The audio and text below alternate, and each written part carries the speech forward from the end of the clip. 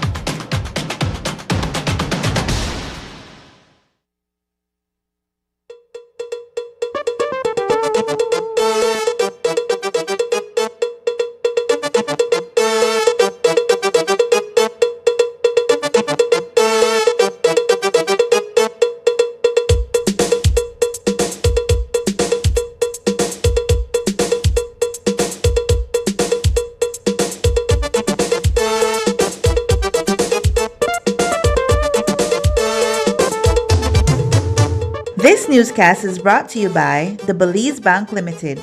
Our country, your bank. Good evening and welcome to News 5 Live for Wednesday, February 19th. I am Sabrina Daly.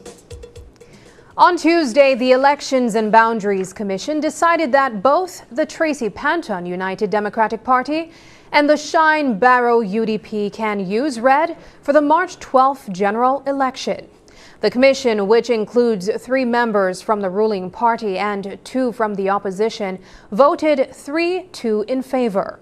One opposition member wanted only the Barrow UDP to use red, while the other suggested different shades of red for each party. The final decision will likely involve distinct symbols, but nothing is final until after nomination day, as we learned today in Belmopan. News 5's Paul Lopez has more. The main dispute within the divided United Democratic Party is which faction gets to use red in the March 12th general election. On Tuesday, the 5-member Election and Boundaries Commission voted on this. Most members agreed that both factions can use red, but with different symbols to tell them apart. This issue was discussed in detail at a meeting for the election stakeholders this morning. Commissioner Orlando Espat shared his thoughts. The representation of the People's Act empowers us in the case that the political parties cannot agree with a color. Then there's a section in the representation of the People's Act that empowers the Commission to assign colors or symbols to the political parties. All right, and so that determination is expected to be made how? We do it in the Commission level, and we have already done it by taking a vote. As I gave you all today, we gave options. And the option that was agreed upon by a not unanimous vote, but the majority vote in the Commission, is that the 2 political parties will get red, and we gave them also the option to go back to their political parties, which the UDP side is saying, no, there's only one UDP. The other side saying, we are also UDP. So both of them want the red. So we opted, okay, we're going to give you both the red, but you go back to your party now and you come back to us next week and you tell us what symbol you want us to put there. However, Alberto August, the UDP representative on the commission, believes the vote on Tuesday was premature. He insists that the final decision should be made after nomination day, when candidates declare their chosen colors. Like I told the commission yesterday, that voting that happened yesterday was premature. Everything comes to a head on nomination day. The nomination form clearly states at the last item on the right-hand side of the nomination paper that the political parties at that time advised the commission as to the color that they want to appear next to their name. So unless that process is completed, the commission cannot make a decision or determination on the matter. What would happen in the event that one of the feuding faction would say, listen to me, make me abandon this because I'm in great confusion. Let me just tell them, give me black, right? Because I'm telling you, it is going to create some problems. It will create some problems because there are some people who vote color. And when you go on the ballot and you might want to vote for a certain candidate with red, you might vote for a different red one. August also argues that letting both factions use red will lead to more spoiled ballots. However, it is unlikely either party will change their stance, so they'll need to agree on unique symbols for their red. Michael Perfit, UDP chairman under Moses Shine Barrow, shed more light on this issue. You go into the elections and Bound Use Commission, you say, I am Paul Lopez, I want to run for this constituency. I want to use the color, I don't know, mother of pearl. And it turns out that he comes and he says, you know, I want to run in that same division and I want to use mother of pearl. What the commission then does is like, listen to me, you two come in, if both of you have the same color or symbol that you want to use, we need to have you agree that one of you will take a different color, a different shade. Or if you can't agree, then we will make the decision as to what will differentiate you in terms of signs and symbols. If Paul Lopez is running and he run under a sandfly or a mosquito, you have the sample ballot with his name with the X next to him. So I imagine that if he goes to campaign, he will distribute his sample ballot and say, hey, I know the Makala. Say, just look for the Makala and vote for me. When we talked to Sheena Pitts, the UDP chair under Tracy Panton, she mentioned that it's still undecided whether either faction will use symbols. We are UDPs, and the color for UDP is red. And it's just that, in my view, that is not a win. That is the rightful thing. We don't know yet that there will be symbols, right? So I don't want you to proceed on the understanding that there will be. I am saying that what we know for certain is that all UDP standard bearers would be able to use red. And what remains outstanding is whether or not anyone would opt to use an accompanying symbol. Now, whether or not that, if it comes to that, whether or not that would be confusing, it remains the obligations of the party to do voter education. Reporting for News 5, I am Paul Lopez.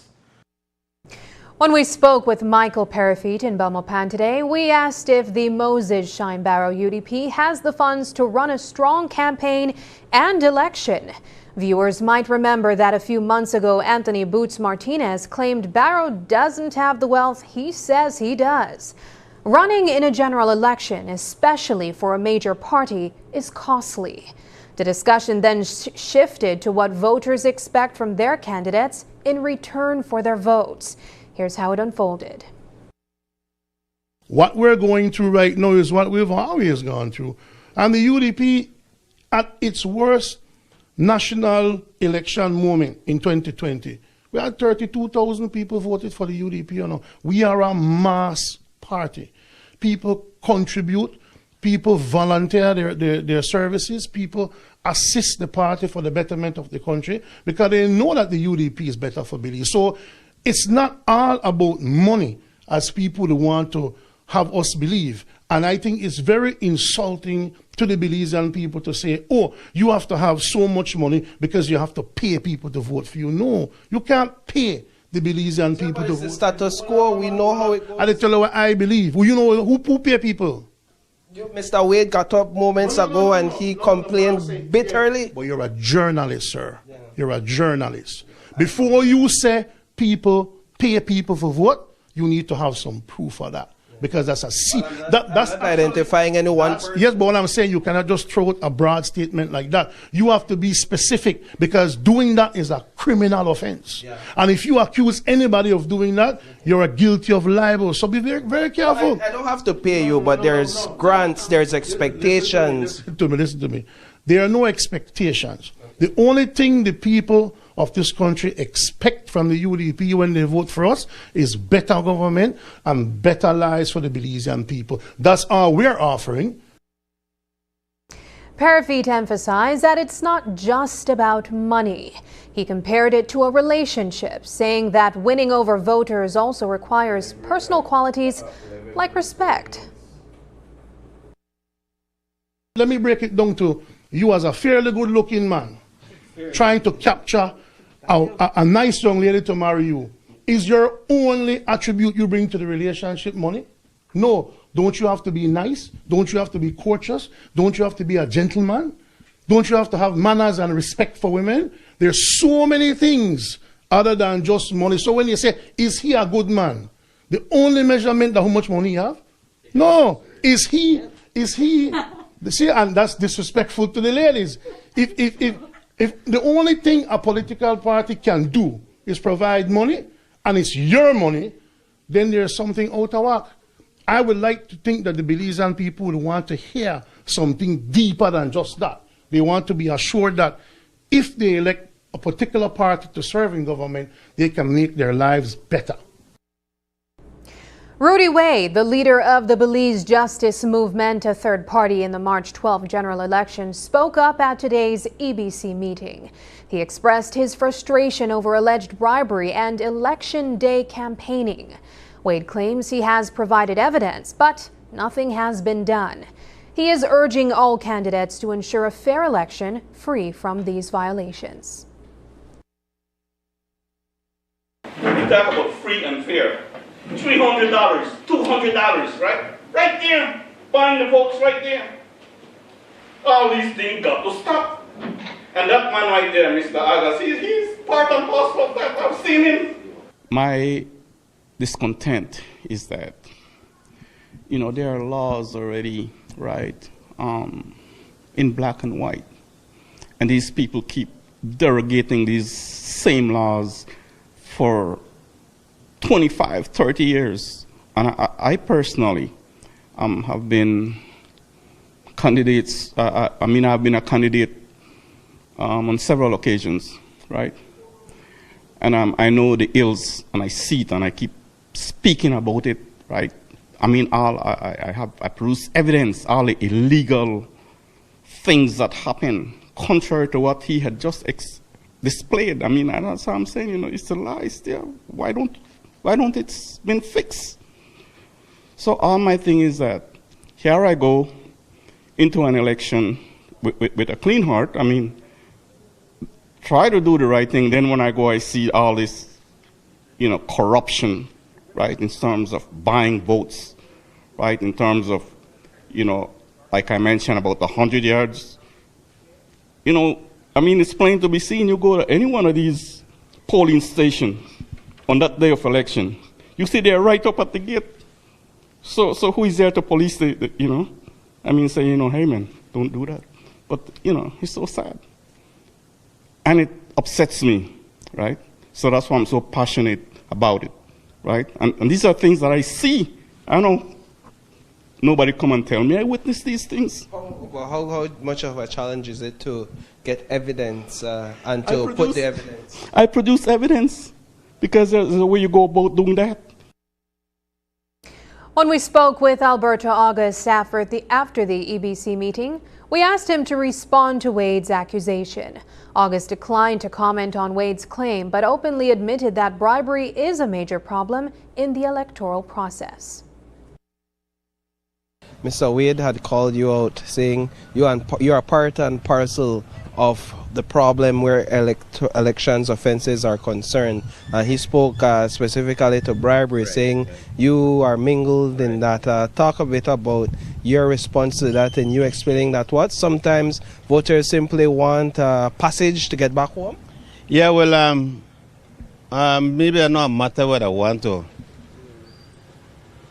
speak to in terms of Mr. Wade's utterances, because you guys were in there and you will see the boisterous way in which he was acting to the point where the police had to intervene.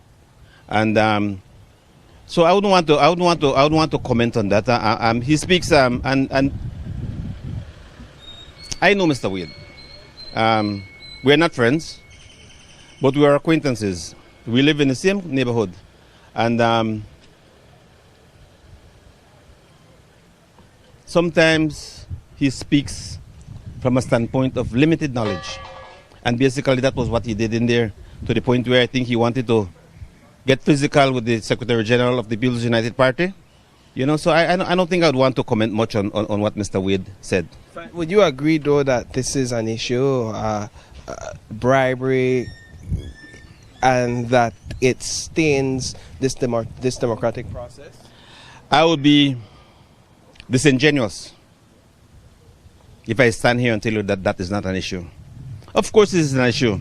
There are some people who come out there on election day to make only money, but they are genuine persons who travel from far with the promise that come vote for me, man, I will pay your passage to get back from where you came. And so that might have been, in terms of myself, that might have been what he saw. Coming up, Maria Rodriguez is sworn in as new Auditor General.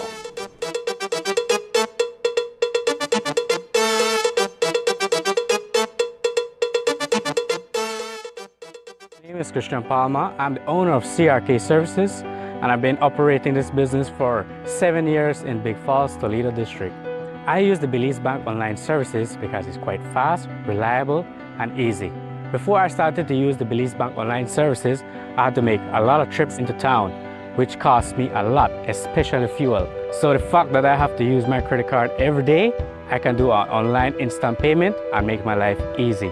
My customers can do payments towards me and it reaches in instant. It's fast, it's convenient for my business. I don't have to be up and down. I can do it anywhere I want. I would recommend you using the Belize Bank online services because for you, it will save you a lot of time.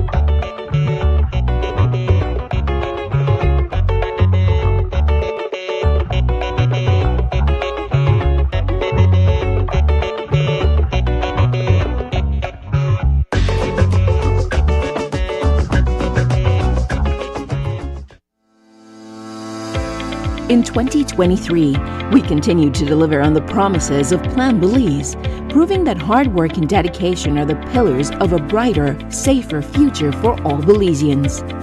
With the launch of the Prison Information Management System, we've revolutionized how justice is delivered. For the first time, Belize's prison system has transitioned from outdated paper records to real-time digital monitoring, ensuring no one is lost in the system.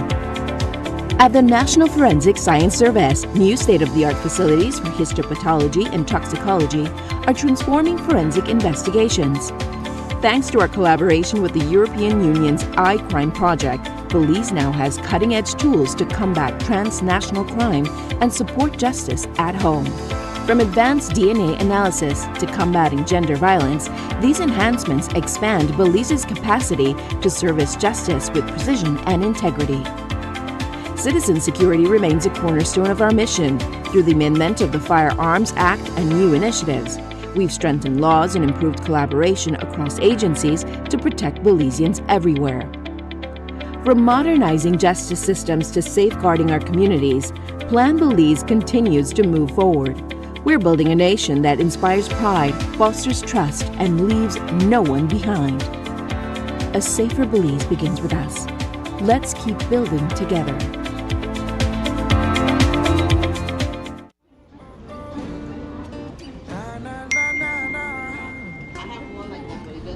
Really? You not switch yet? No what? I tell you. I don't. You used to call me on my cell phone, late night just to stay in touch. Call me on my cell phone, cause our connection used to mean so much. And I know when that thought line bling, February's got that love to bring.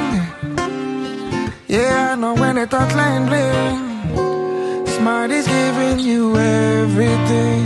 These days all I do is wonder if you're still connected with somebody else. Wonder why you're missing out on what's best for yourself. You could have had more, but you're still stuck with them. You don't need no one else, you don't need nobody else. So it's time to switch up and run, cause Smart's the best in the land. They got the top speed and the best service for your phone.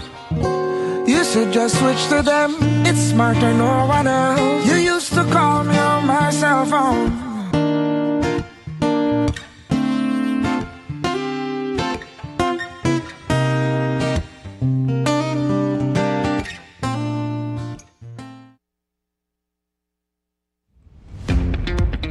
February is all about Honda. Get special pricing and discounts on all Honda products. Enjoy up to 25% off select Honda products and 20% off Honda parts. Don't forget your B-Bucks whenever you make your purchase. There will also be a bike rally throughout the streets of Belize City, Blue Creek, and Spanish Lookout on February 8th, 15th, and 22nd respectively. All participants will get free oil change. Check out our Facebook page for more details. Love your Honda. It's all about deals and discounts on Honda products throughout the month of February. Only at Benquip Equipment Parts Service. It's time to wake up, move, and feel amazing. Get your heart pumping and your energy flowing with Morning Boost. A fun and dynamic workout show to kickstart your day. Whether you're a beginner or a fitness pro, we've got the moves to keep you motivated. So grab your mat, set your alarm, and let's get moving. Morning Boost, weekdays at 6 a.m., only on Channel 5.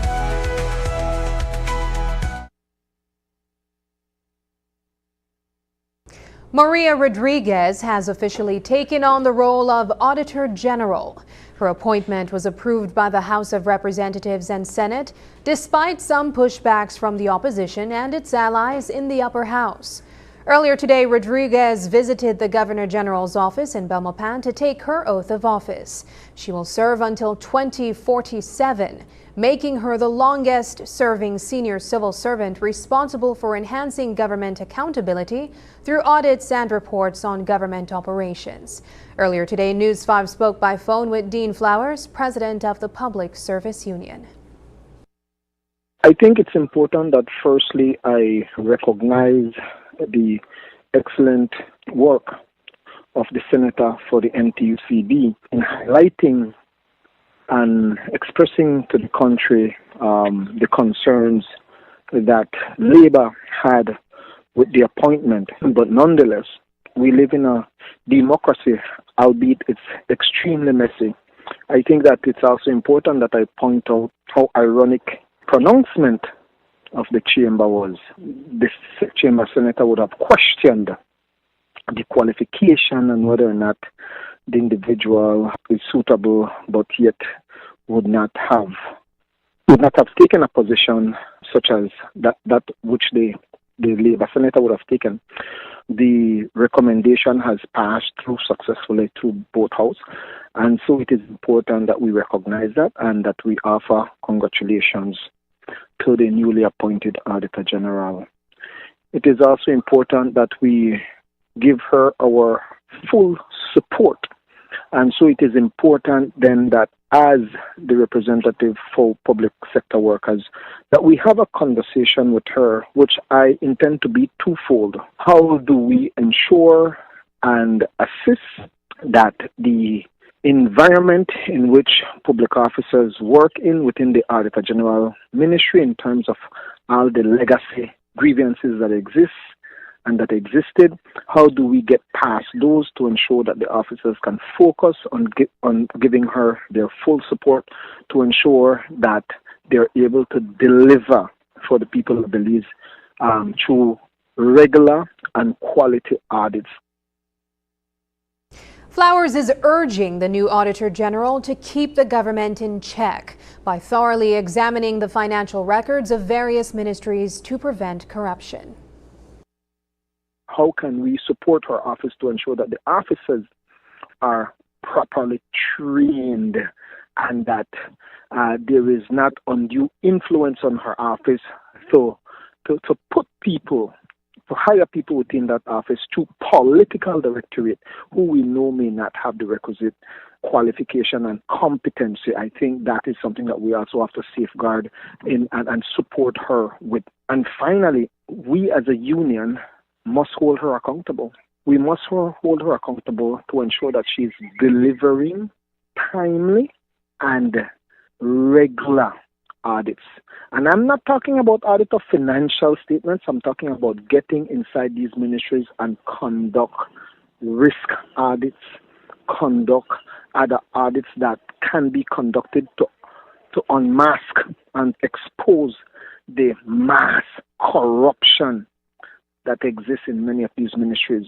She takes instructions from no one, and I would hope that she would rely on that clause when she starts getting these political calls, whether it be from the office of the Prime Minister to shut down an audit, which has happened before in the past administration, and under this administration it has occurred. And I dare say they can challenge that statement and tell her to continue the audit or commence the audit. Earlier this week, we interviewed the UDP's Cayo North candidate, Dr. Omar Figueroa. He urged the Elections and Boundaries Commission to remove 124 names from the constituency's voter list based on a 2024 magistrate court ruling. Today, we asked EBC Commissioner Orlando Espat about this request. Espat explained that the People's United Party is appealing the decision, which stops the commission from removing the names. Well, just remember, it's an appeal. So if you go to court and the magistrates or the magistrate or the high court, whatever, and they will tell you that they find you guilty and they will sentence you, but your attorney immediately launches an appeal, there's nothing you can do until the Court of Appeal listens to it, and they will make the final decision. In this case here, I think it was the PUP side that said, we're going to appeal the decision of the court here, of the magistrate. That happened in San Ignacio. And immediately they appealed. This is before the High Court. And that's the reason that we don't even want to comment on it, because we cannot remove any elector and disenfranchise them from the voters list without the authority of the High Court and saying, you got to remove them. If they say remove them, the department has to do it. If they say keep them. While the Moses Shine Barrow UDP has named Dr. Omar Figueroa as its candidate for Cayo North, several constituencies still lack candidates. With nomination day set for Monday, we asked Parafit when the party will announce its full slate. Less than a week to nomination day, and you all haven't launched your slate as yet. When will we be seeing these candidates? You will be seeing them when you'll be seeing them, very soon. It will be before nomination day. Hey, a we party, not your party. But people want to know who is going to represent them, who they should be voting for. And our people know, and our people will be formally introduced very soon. understanding that, are you able to see if the party has chosen another candidate for collect? Because I know some days ago our candidates will be put out there very soon, and you will know exactly who is running I'll where. tell you one. Well, you will see. So talk about the decision to select that individual, though, only because you were there when Mr. Barrow fully endorsed her and defended her. What went into that decision? We move forward. We move forward. We are moving forward. That is behind us. We're moving forward. Very soon, you will get clearly who our candidates will be for the next general election. We move forward. Predictions, or how much seats you think the UDP will win? 31. What makes you so confident? I'm a lifelong UDP, and I believe in myself and my party and my people. Finally, we asked Parafit if he thinks the Prime Minister called the general election too early, especially since the redistricting wasn't finished. Parafit said it's the Prime Minister's prerogative, and the people need a chance to decide at the polls. It's his prerogative. The law allows him to advise the Governor General to dissolve the Parliament and then set date for elections. That's his prerogative within the law. He didn't do anything illegal by doing that. All I asked was, why, if you're claiming that you've been running such a wonderful economy, that on the last day of the Parliament, you need to borrow $200 million at the end of a financial year, and why you need to, at the cost of $42 million to the Belizean public, why you need to beg Taiwan to push back $180 million in loans that the UDP never did in 12 years. We never asked for any excuse on those loans. They come in, claim that they're running a humming economy, but when you look at what they've had to do, then their report card is an F. Do you believe that, much like the 2020 election, this one is illegal because the redistricting process hasn't happened and the votes, the electoral constituencies are unequal? I haven't looked into that, but I think I like the fact that the election is March 12th. I think the people need to be given an opportunity to decide how they rate this current government from 2020 to now. The United Democratic Party is heading into the 2025 general election more divided than it has been in at least 20 years. However, today both factions managed to sit in the same room without any tensions or arguments. If you didn't know better, you'd think they were there together. We asked Parafit if he had no choice but to accept the party's divide with only 2 weeks left before the election. Well, there's no divide, as far as I'm concerned. There's just one UDP. That's how I see it. And I don't know if splinter organizations from the UDP can be formed. This is a free country. This is not a dictatorship. You are free to associate or disassociate with anything or anybody that you want. So it's not a matter of coming to terms with it. It's a matter of real life. If a person doesn't want to be a part of your organization and they demonstrate that they don't want to be a part of that organization, what can you do? You can't do anything. You have to move on, because the organization will always be much more important than any one person or sets of persons. After the break, has the quality of education improved since Plan Belize? But first, here's the latest weather update from the Belize Met Service.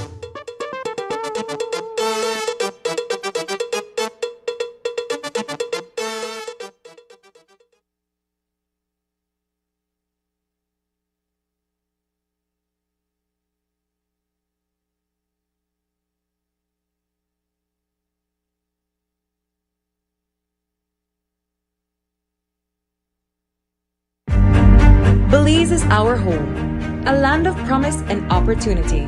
At Belize Government Lotteries Limited, we're not just. Belize is our home, a land of promise and opportunity. At Belize Government Lotteries Limited, we're not just about luck. We're about making a difference. Through our partnership with the National Health Insurance, your support allows us to strengthen healthcare systems, bringing quality medical services to communities across Belize. we're empowering our youth by funding programs in sports. Because every child deserves a chance to shine. When you participate in Belize government lotteries, you're not just playing, you're investing in the future of our nation. Together, we're building healthier, happier, and stronger communities. For we fun, for we profits, for we Bolido.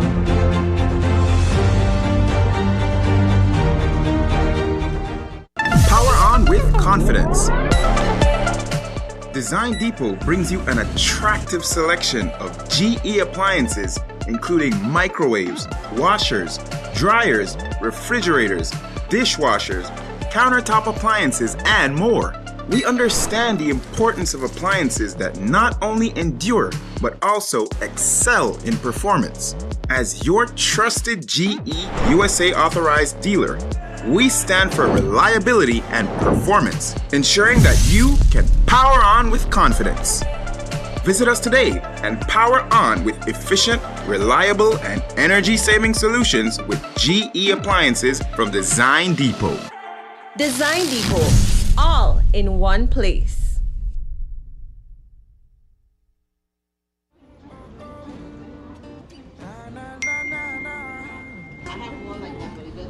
Really? You not switch yet? No what? I tell you. I don't. You used to call me on my cell phone, late night just to stay in touch. Call me on my cell phone, cause our connection used to mean so much. And I know when that thought line bling, February's got that love to bring. Yeah, I know when that thought line bling, Smart is giving you everything. These days all I do is wonder if you're still connected with somebody else. Wonder why you're missing out on what's best for yourself. You could have had more, but you're still stuck with them. You don't need no one else, you don't need nobody else. So it's time to switch up and run, cause Smart's the best in the land. They got the top speed and the best service for your phone. You should just switch to them, it's Smarter, no one else. You used to call me on my cell phone.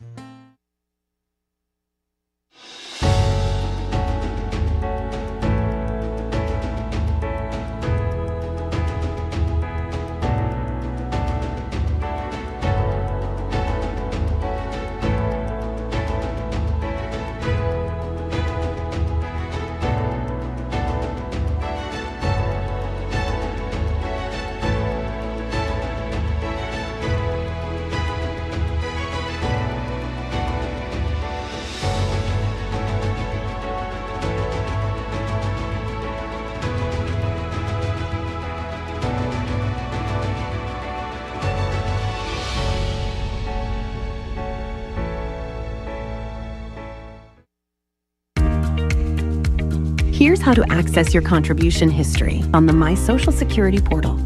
First, go to your browser and type ssbportal.org.bz. Enter your email and password, then click Log In. Once logged in, you'll see your full portal account on the screen. On the left-hand side, you'll notice a drop-down menu for added features.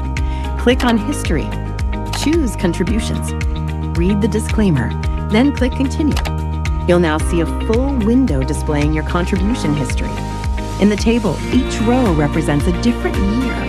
For example, let's look at the year 2024. Click on the row and a detailed breakdown will appear.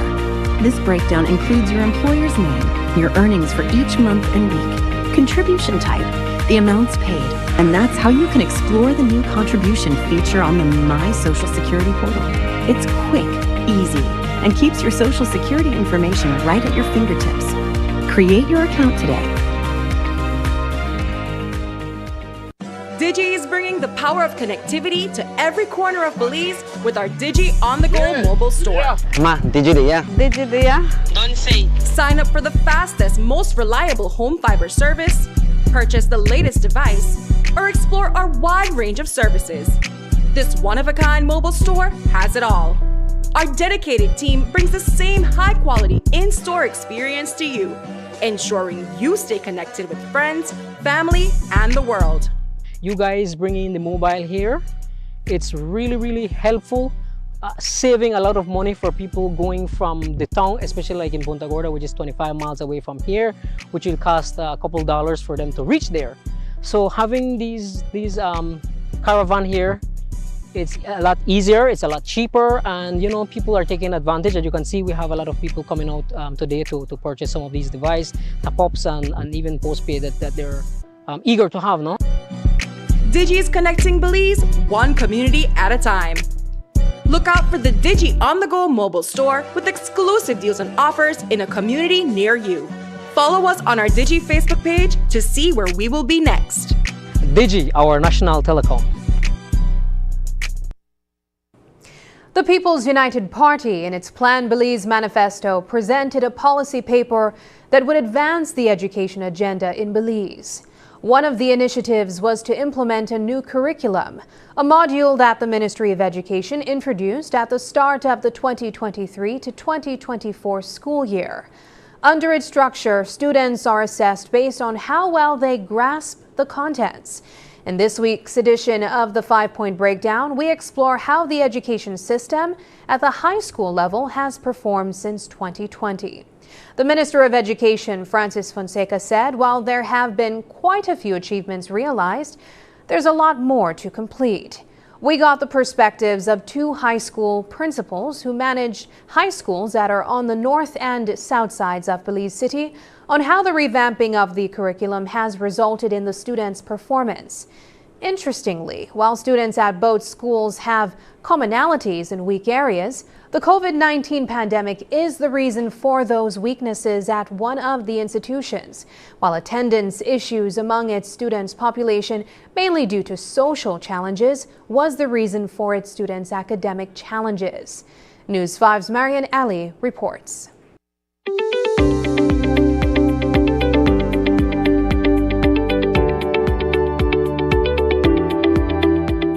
It's a typical school day at Sadie Vernon High School, but only a fraction of the 202 enrolled students is present.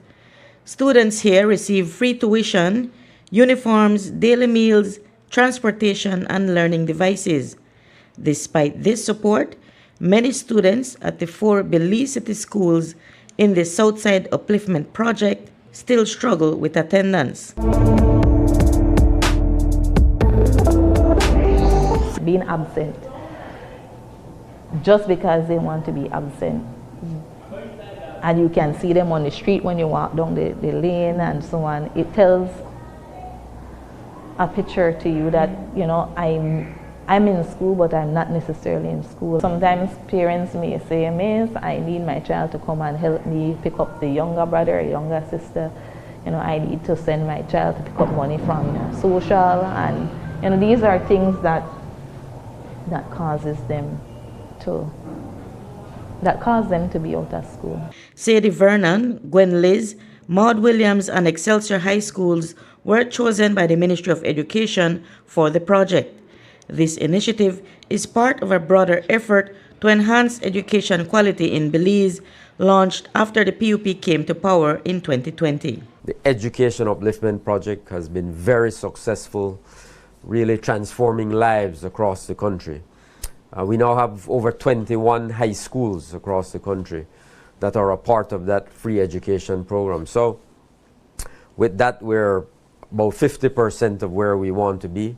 While the Ministry of Education has made efforts to improve the quality of education in Belize, one factor has hampered its effect. As principal of EP York High School, Karen Cantor shares, the COVID-19 pandemic has had a negative impact on the performance of its students, particularly in math. As a result, the school has had to offer additional classes for them to catch up.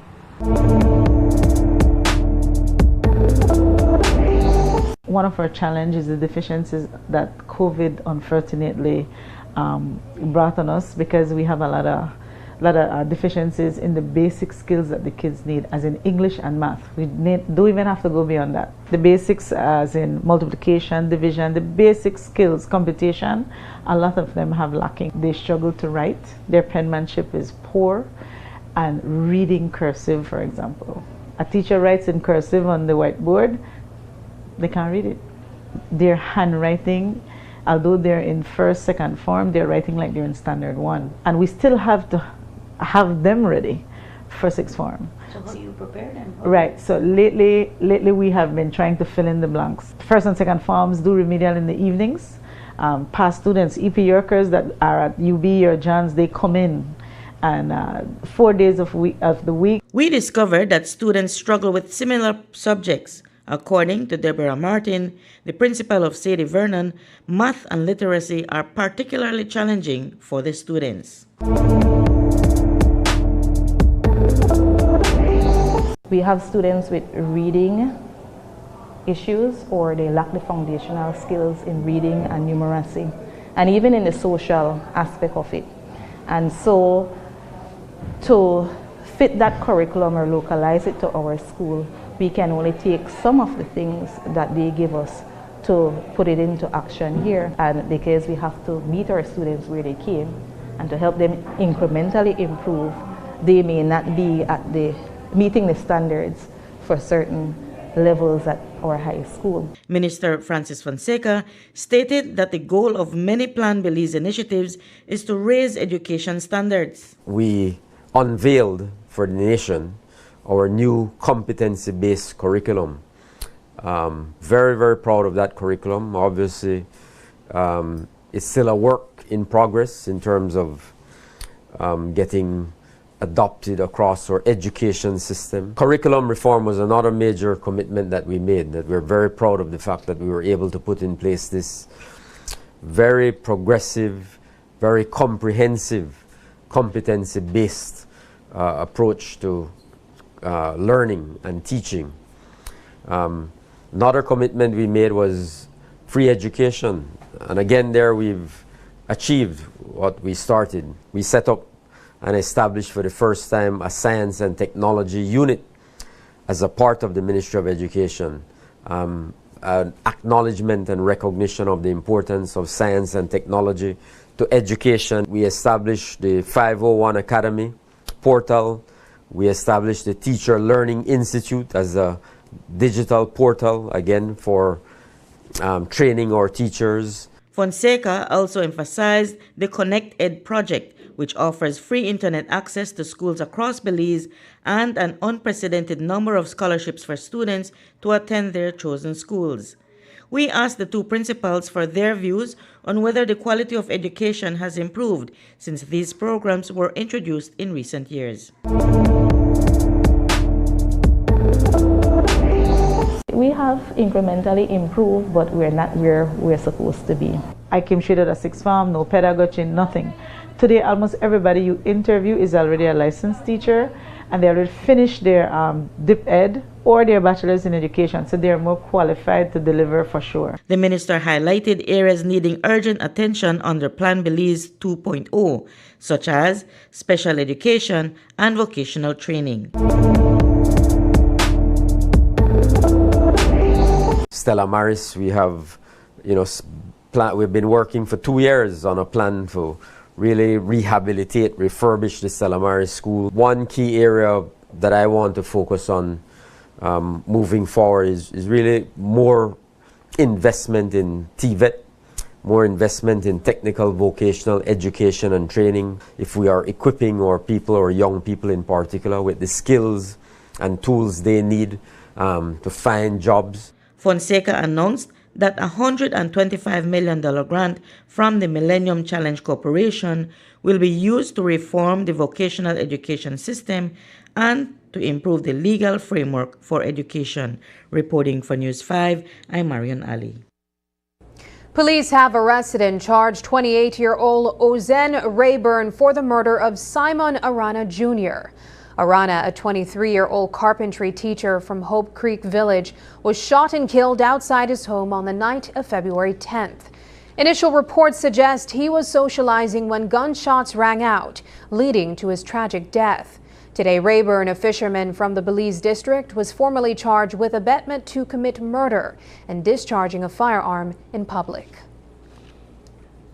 This morning, chaos broke out at the Punta Gorda Magistrates Court when a prisoner allegedly attacked the resident magistrate, Sashana Jody Ann Thompson.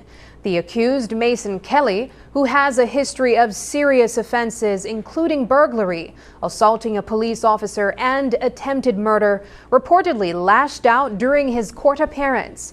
Kelly, who recently completed a 15-year sentence for attempted murder, was in court facing new charges. Magistrates have long voiced their worries about the lack of security at district courts, but they feel their concerns have fallen on deaf ears. Many believe that out-district magistrates are left to fend for themselves without proper security measures in place. When we return, muddy fields and bad road halts sugar production. Yo me siento contenta porque poder ayudar a que los niños puedan tener una vida saludable es algo que yo como madre puedo sentir bien porque puedo ayudar no solamente a un hijo mío, sino también a los niños de la escuela. Mi nombre es Samaris Rivera Sainsbury, trabajo aquí en la cocina de Eden Primary School. Cada niño que está aquí en esta escuela es como si fuera un hijo nuestro. Cada preparación va hecha con esmero, con amor, con dedicación, poniéndole todos los ingredientes necesarios, los nutrientes que ellos necesitan para que pues tengan una vida saludable. To me, it's not just a program, it's not just an initiative. It's something that will help them to develop a better lifestyle. As citizens, we want to be healthier. And as the national plan says for health, by 2030, if I'm not mistaken, we are supposed to have a healthy nation. And so this initiative has helped us, in a sense, to build better citizens and citizens who won't get sick that often.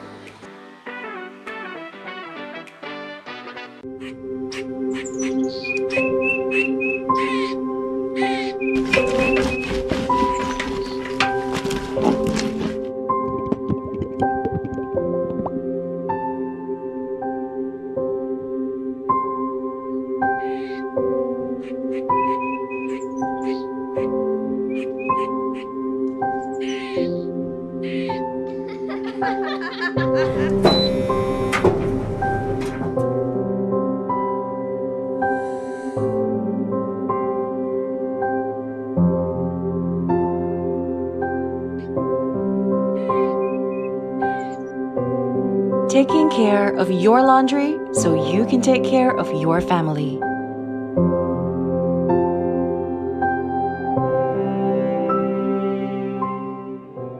Today we're breaking down two often confused crimes: human smuggling and human trafficking. Let's start with consent. In human smuggling, individuals typically consent to being transported across borders illegally. With human trafficking, victims are coerced or deceived. There's no true consent. Exploitation is key in human trafficking. Victims are forced into labor, sex work, or other exploitative situations. Smuggling, however, usually ends once the destination is reached. Criminally, smuggling primarily violates immigration laws. Trafficking violates human rights laws and often involves multiple crimes against the victim. Movement is essential in smuggling. It's about crossing borders illegally. Trafficking doesn't always involve movement. Victims can be exploited in their own communities. Finally, profit. Smugglers make money from transportation fees. Traffickers profit continuously from exploiting their victims over time. Remember, while these crimes can overlap, understanding their differences is crucial for proper identification and response.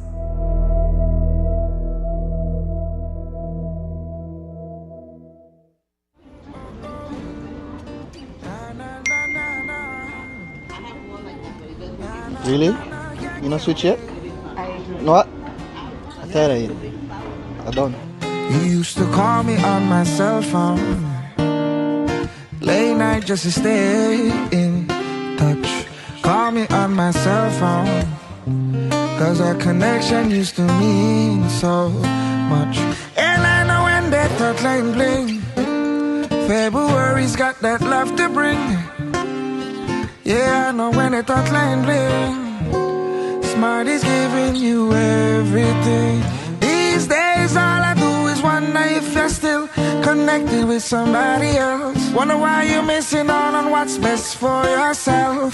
You could have had more, but you're still stuck with them. You don't need no one else, you don't need nobody else. So it's time to switch up and run, cause Smart's the best in the land. They got the top speed and the best service for your phone. You should just switch to them, it's Smart or no one else. You used to call me on my cell phone.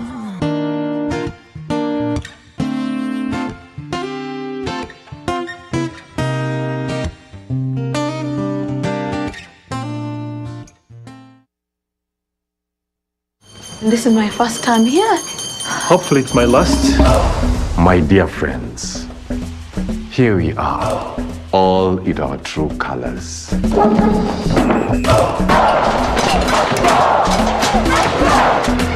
Your transfer papers, your key to the Mvule Kingdom.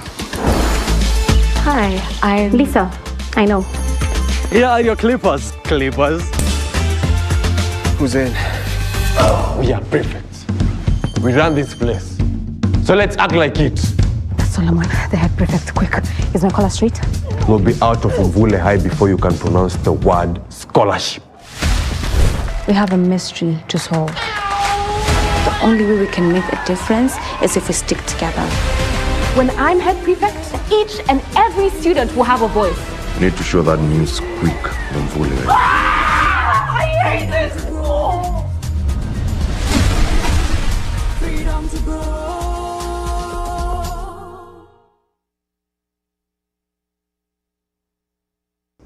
Today, Belize Sugar Industries, BSI, announced it is temporarily halting sugar production for the 2024 to 2025 season.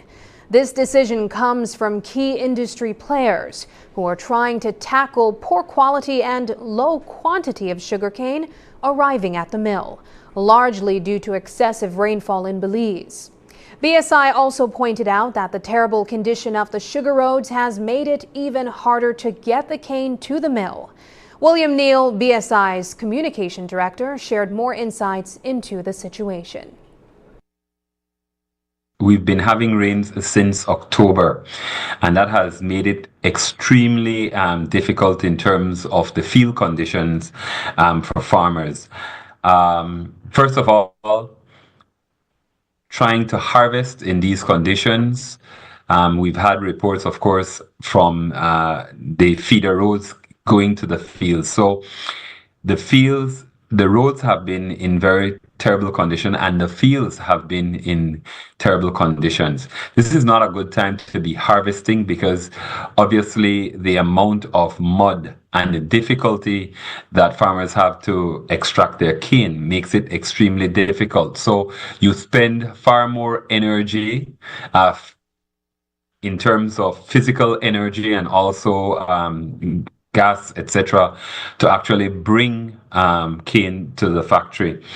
Once they're at the factory, we have to really deal with more than double the amount of mud that the factory can afford to process at this juncture. So it's really not a good time to actually continue with the cane season, simply because the challenges at the farm level and at the factory level are just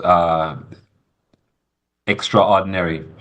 The cost in terms of what we're spending to try and extract sugar from cane that has very poor quality at this juncture, simply because the rains have been so consistent, makes it, just not viable for us to continue with the cane crop at this juncture.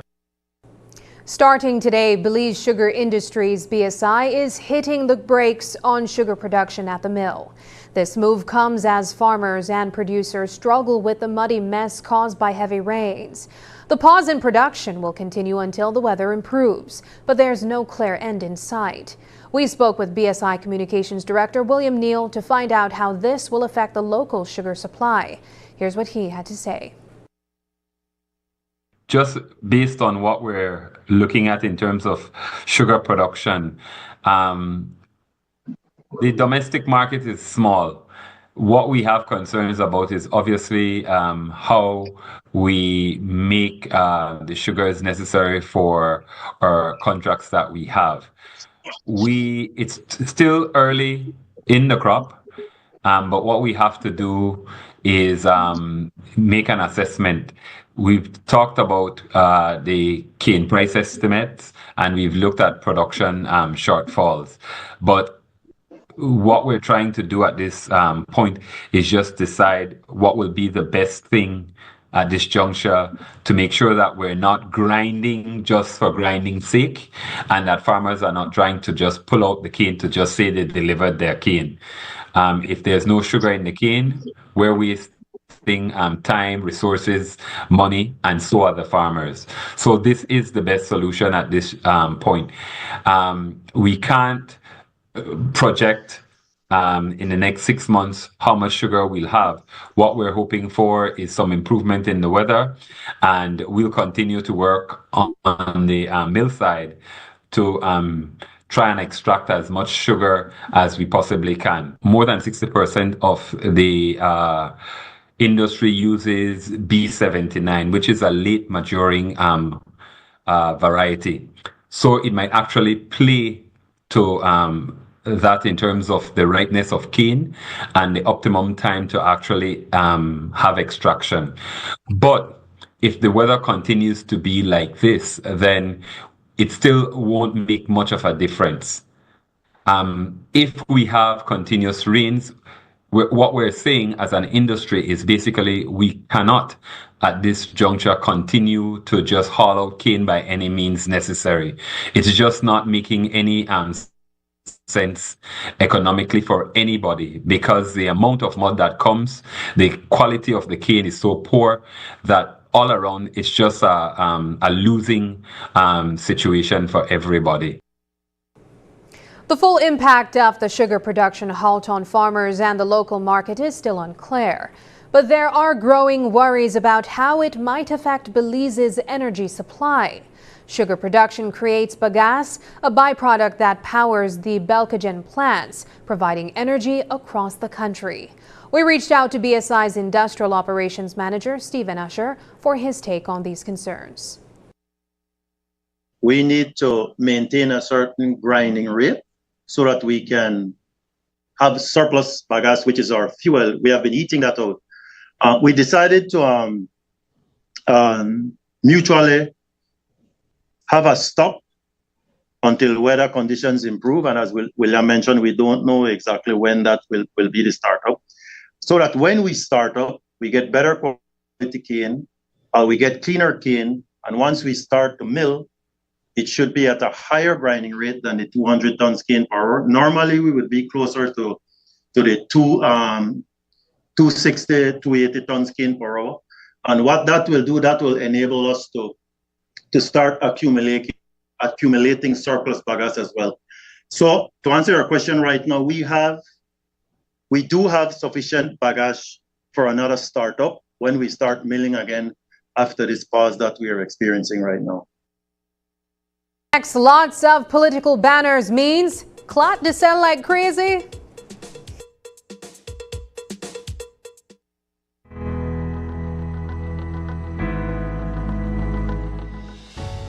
We must use every opportunity to put in place the systems and financing necessary to turbocharge our sustainable development and climate goals.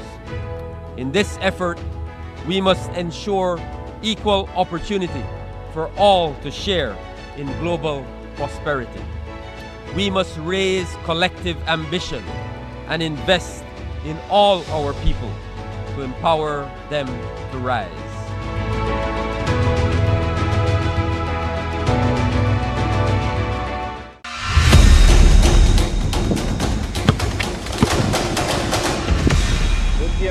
Come back tomorrow, make a school up again. See that she pointed away at the calf, right?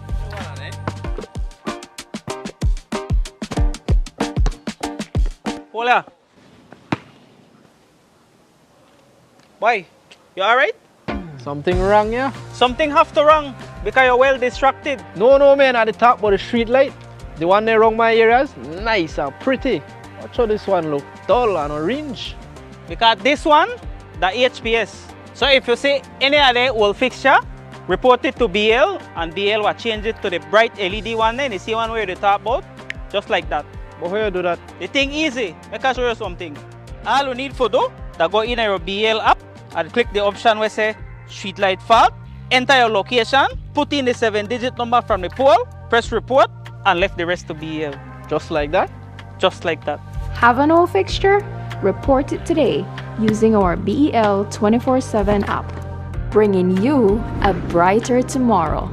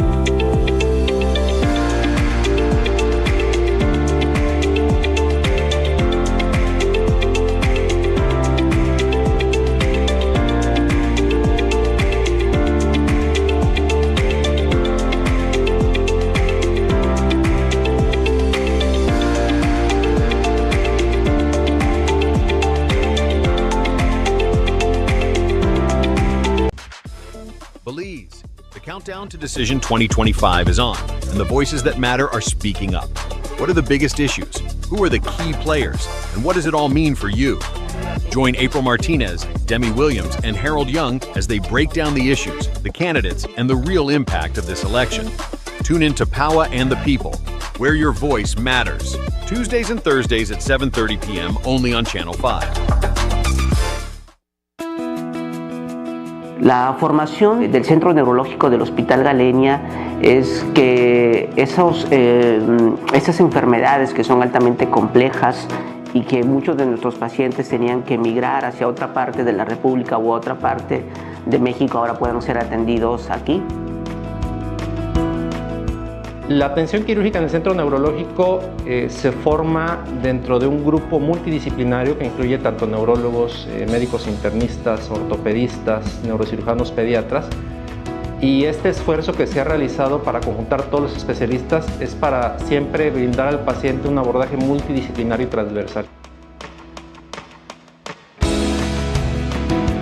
Evidentemente, mientras más rápido podamos llegar al diagnóstico de los pacientes, más rápido podemos tratarlos, resolverlos y por ende mejor resultado vamos a tener al final. Entonces creo que la prioridad y el fundamento principal de un proyecto como este es justamente eso, que no se pierda tiempo de forma innecesaria para poder al final del día llegar al mejor de los resultados con un tratamiento completo, integral y oportuno.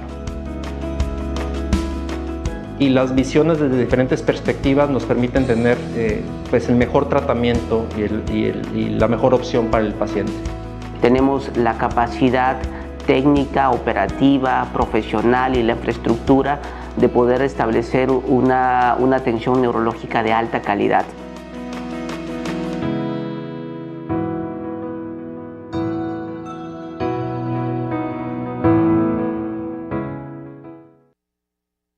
This morning, a group of retired public officers gathered in front of the Eleanor Hall building in Belize City to protest. They are demanding payment for 2 years' worth of increments that have been withheld since 1995. To make up for the frozen salaries, they were given shares in BTL. However, 30 years later, the retirees have yet to see any of the millions of dollars held in the trust. According to Lizbeth Castillo, interim vice president of the Association of Beneficiaries and Retired Public Officers, at least 9,000 public officers are owed money for this period. Here's News 5's Brittany Gordon with more details. We are dying out here. Run the trust money.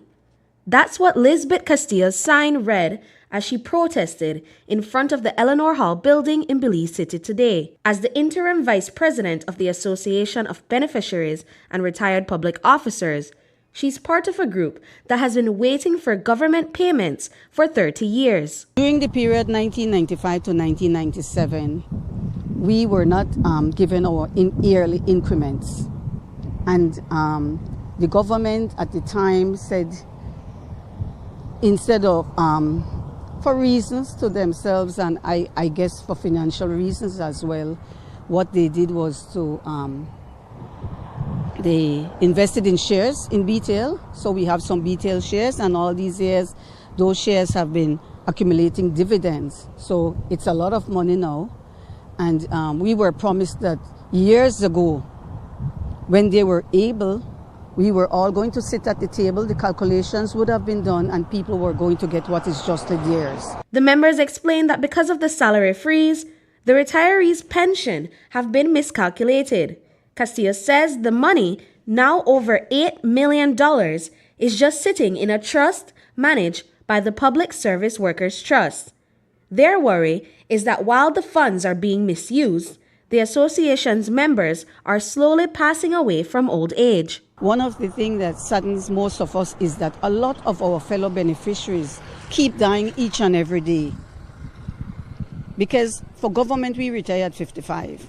We're all people in our late 60s and older. So the youngest person would be in their 60s, that would benefit from this trust.